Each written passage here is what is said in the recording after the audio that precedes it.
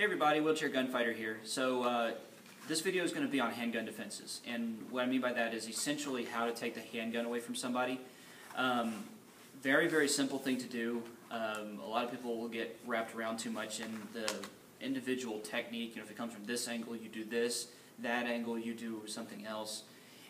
It's really simple. So we're going to break down the mechanics of it real quick. So this is what it looks like. Essentially what you have here, and this works for all weapon defenses to one degree or another. Essentially all you're trying to do with anything that you're trying to take out of someone else's hand, you're trying to create a fulcrum and a lever, right? You're trying to create a fulcrum point and then use something as a lever. On the handgun, the barrel is your lever. On a knife, the blade itself could be a lever if you know how to grab the blade right. A stick, you're trying to isolate the wrist and crank on the stick itself, right? All weapons defenses are essentially the same. You're talking about a fulcrum and a lever. So the way it looks like from here, you need to isolate whatever it is, your pivot point. Ideally, isolating right here at where the grip is going to give you the most leverage, and then levering on the pistol itself. So before we go further, if you're going to practice this at home, please bear in mind that your partner not have his finger inside the trigger guard. This is what's going to happen if that happens. So if finger's in the trigger guard and you go the wrong way, and this crap happens. And that is a broken finger very easily. Another thing you should think of is this is kind of used as a tactic a lot of the times in a lot of systems for gun disarming. Something to bear in mind is that might cause the gun to go off. And some people consider that a benefit if you've got the slide and the gun goes off and now the gun has malfunctioned, so it's not ready to fire again. Yes, that's a tactic. However, something that you need to consider as being in an urban environment, if I do this, that gun goes off, that bullet goes somewhere, that could be a liability issue for you. And even if it's not a liability issue for you, you don't want to have it on your conscience that some little kid down the street caught a bullet because you didn't manage the handgun correctly. That being said, you do what you need to do if your life is in danger. But if you can help it, try to rotate the gun so that you're pulling the trigger away from the finger. That's going to eliminate accidents as much as possible. Again, that's only if possible. If your life's in danger, do what you can not to die. So if it means going the other way, then that's what you have. Anyway, so make sure that your finger's outside the trigger guard. And so what we're trying to do here, the easiest thing to do, I can grab here at the back of the slide, but the largest target to get is going to be at the wrist. So the first gun defense that we teach at White Rabbit is a strike to the inside of the wrist, and you're rotating the gun back towards your opponent, right? So essentially it looks like this. When I'm hitting the inside of the wrist, it's bending the wrist. It's also at best maybe stunning all these nerves on the inside of the wrist, but mechanically speaking, as his hand does this, it's opening at least a little bit, and it's helping me get this gun away. And even if this gun ends up just like this, it doesn't completely get it out of his hand, it's just turned back towards him, it's still in a position where I can start doing stuff to him because the pistol is not currently an immediate threat. So, the first one is here. Timing-wise, the first thing you want to do is get to the barrel and kind of get out of the line of fire. So you want to kind of get out line of fire, and this is kind of one and a half. So their hands are moving at the same time, but you want to make sure that this gets there first. This is more important. If something doesn't work, if you get stuck, you can always go do this and get in deeper. So, first to the barrel, be able to locate the barrel. Try to do it without looking at the gun. If there's something a little bit more subtle, right, and I'm doing it from here, then I don't want him see me doing this and him wondering why I'm staring down at his gun. All right? We don't want to telegraph and project what we're doing as much as possible. So, to the barrel, get out of the line of fire, and then attacking the wrist. So that's the first one we teach. And the reason why we teach that first is that a lot of these street crimes where you have a gun up in your face, the gun is used as a position of power, so they want you to see it. They want it in your face, and they want it to be very obvious as a symbol that this is something that you're meant to see and be scared of. So this bit where you're getting to it quickly is taking away the whole power dynamic in his favor. So a lot of the times this is the fastest thing to get to. Now, that being said, there's not a lot of opportunity to get this where the gun is in front of you. The next one that we teach is what we call the universal gun disarm. And really what that is, and we can do it from the front too.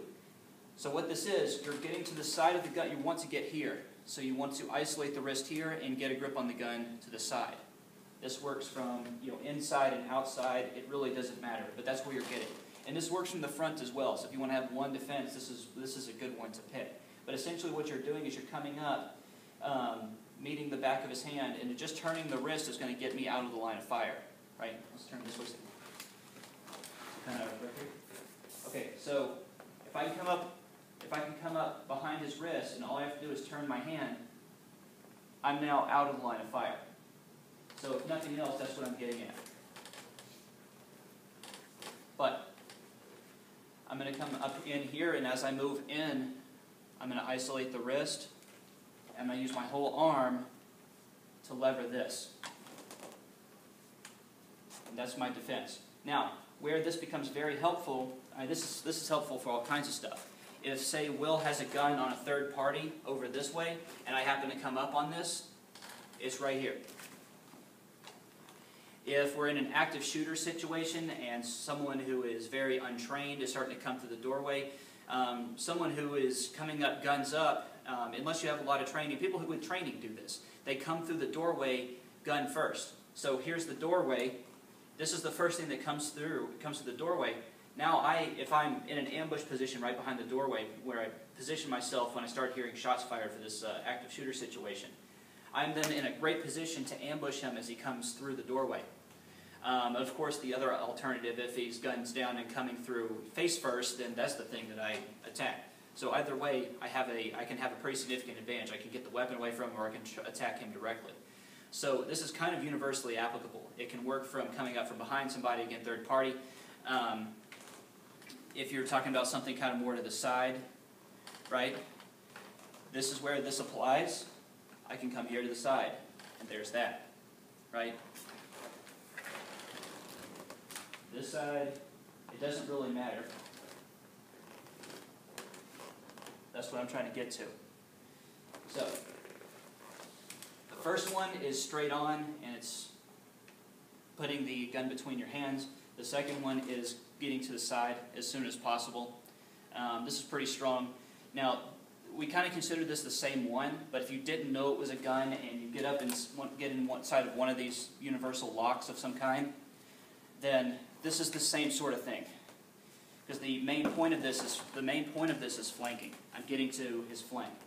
Now, the first one being the fastest, the second one being kind of universal. It's a lot harder to get wrong. You can get from a bunch of so there's so many angles that it manifests itself. Coming up third party or in an ambush, in a counter ambush situation, it applies to a lot of different scenarios. The last one is really the mentality that if you can't get the gun disarm, so I come up for the disarm and it doesn't work, then I have to be willing to let it go and immediately go to something else. So there's someone who trains here who has, just an absolute gorilla grip.